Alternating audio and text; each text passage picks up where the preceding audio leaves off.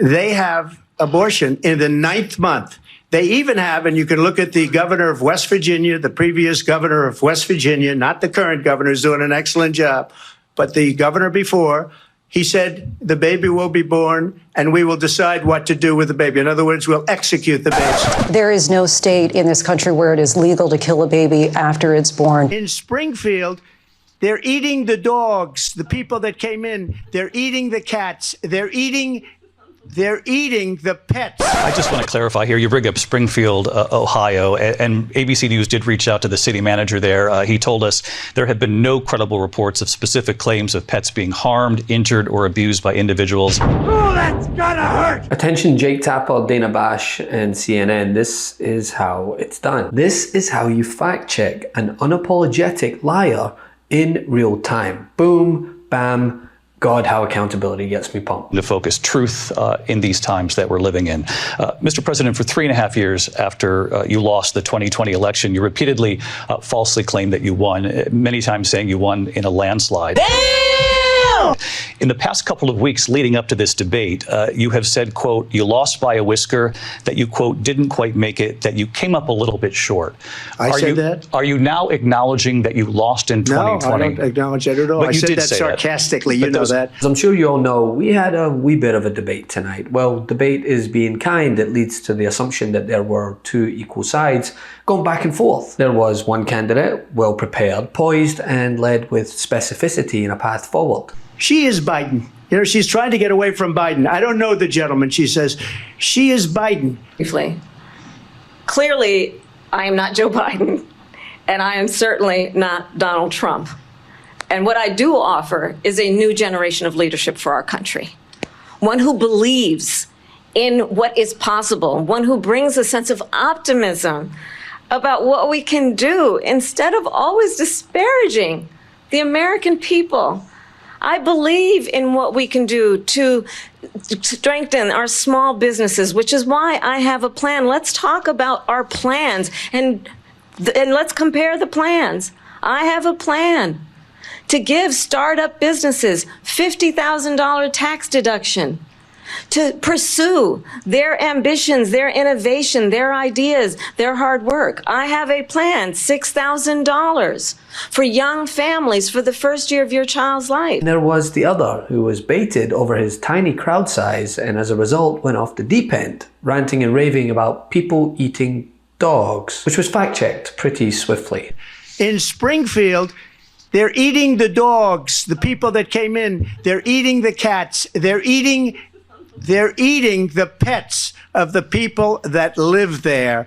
And this is what's happening in our country. And it's a shame. As far as rallies are concerned, as far as the reason they go is they like what I say. They want to bring our country back. They want to make America great again. It's a very simple phrase, make America great again. She's destroying this country, and if she becomes president, this country doesn't have a chance of success. Not only success, we'll end up being Venezuela on steroids.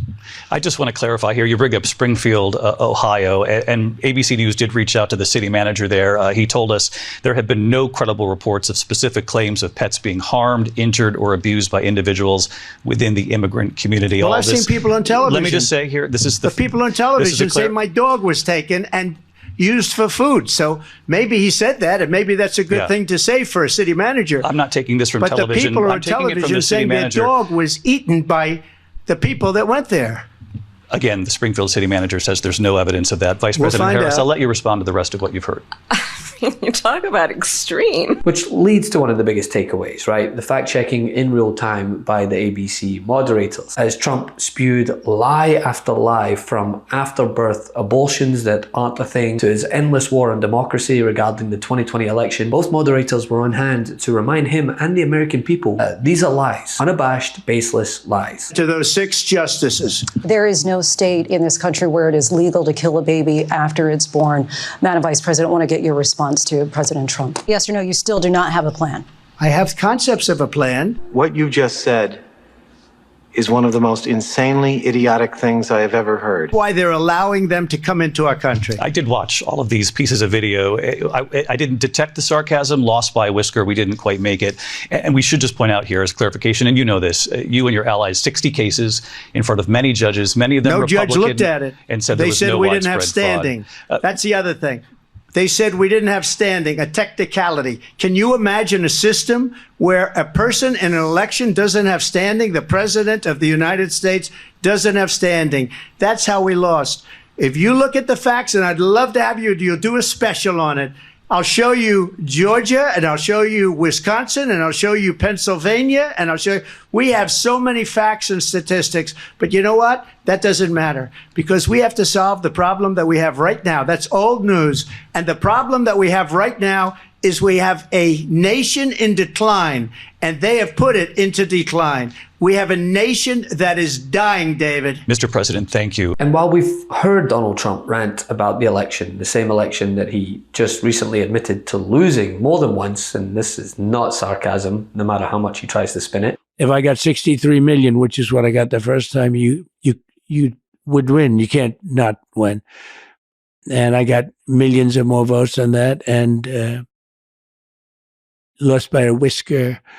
10 or 12 million votes more than that, more than anybody had ever got. We got the most votes of anybody, of any sitting president in history.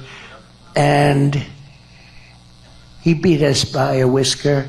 The whole "they're eating dogs," well, that's a new one. It didn't come out of nowhere. It was actually spread across the hillside formerly known as Twitter, free from reprieve thanks to Elon Musk, and now as a result has been mainstreamed by the Republican candidate for president in front of millions of people. In Springfield, they're eating the dogs, the people that came in. They're eating the cats. They're eating the pets of the people. What in the hell is this?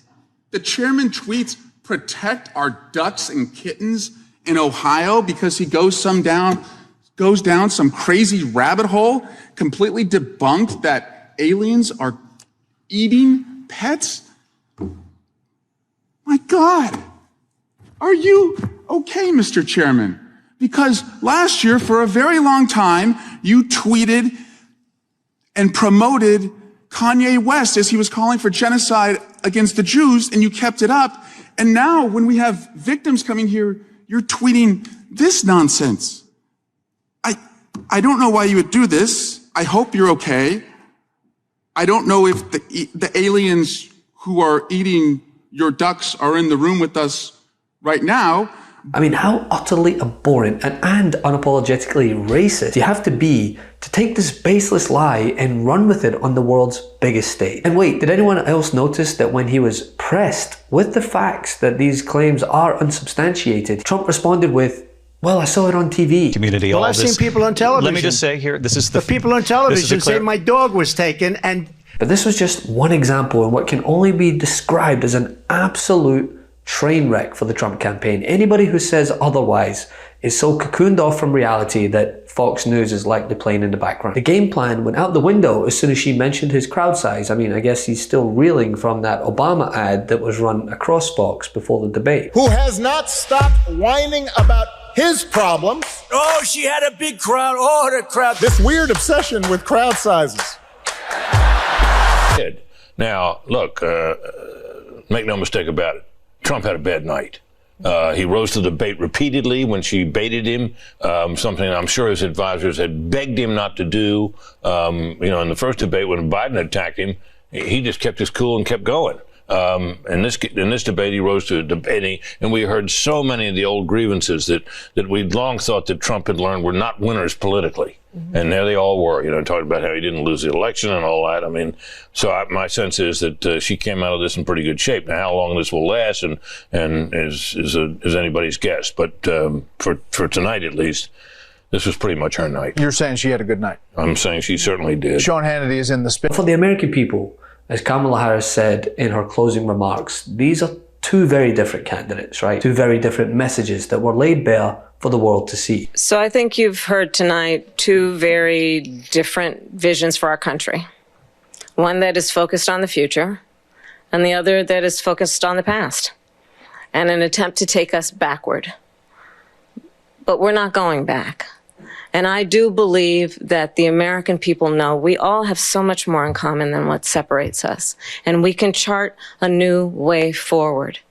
And a vision of that includes having a plan, understanding the aspirations, the dreams, the hopes, the ambition of the American people, which is why I intend to create an opportunity economy, investing in small businesses, in new families, in what we can do around protecting seniors, what we can do that is about giving hardworking folks a break and bringing down the cost of living.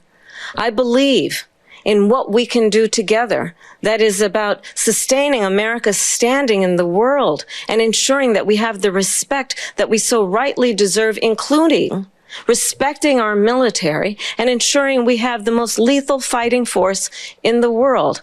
I will be a president that will protect our fundamental rights and freedoms, including the right of a woman to make decisions about her own body and not have her government tell her what to do.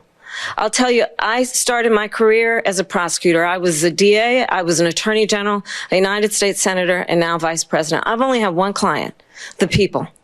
And I'll tell you, as a prosecutor, I never asked a victim or a witness, are you a Republican or a Democrat? The only thing I ever asked them, are you okay? And that's the kind of president we need right now. Someone who cares about you and is not putting themselves first.